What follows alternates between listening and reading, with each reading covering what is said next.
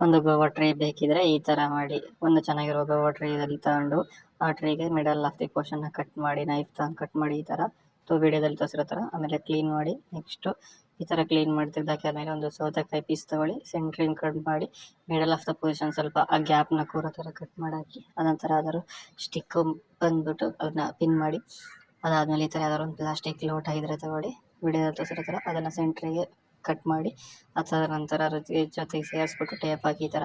ಅದಾದಮೇಲೆ ಸಾಯಿಲ್ನ ಅದರ ಜೊತೆಗೆ ಫಿಲ್ ಮಾಡಿ ಸುತ್ತಲೂ ಕ್ಲೀನಾಗಿ ಪ್ರೆಸ್ ಮಾಡಿ, ಆಮೇಲೆ ಸ್ವಲ್ಪ ವಾಟ್ರ್ ಹಾಕಿ ಅದನ್ನು ಕ್ಲೀನಾಗಿ ಕವರ್ ಅಪ್ ಮಾಡಿ ಒಂದು ಟ್ಯಾಗ್ ಮಾಡಿ, ಅಥವಾ ಆಫ್ಟರ್ 45 ಡೇಸ್ ಆದಮೇಲೆ ಫುಲ್ಲು ಟ್ರೈ ಬೇರೆ ಬಿಡ್ಕೊಂಡು ರೆಡಿ ಇರುತ್ತೆ, ಸಾಯಿಲ್ ಜೊತೆ ಮಿಕ್ಸ್ ಆಗಿ ಕ್ಲೀನಾಗಿ ರೂಟ್ ಬಿಟ್ಟಿರುತ್ತೆ. ಅದನ್ನು ಕಟ್ ಮಾಡಿ ನೆಕ್ಸ್ಟು ಪ್ಲ್ಯಾಂಟ್ ಮಾಡಿ, ಅದು ಗಿಡ ಮಾಮೂಲಿ ಥರನೇ ನಾರ್ಮಲ್ ಥರನೇ ಬರುತ್ತೆ, ನೆಕ್ಸ್ಟ್ ಗ್ರೋ ಆಗುತ್ತೆ.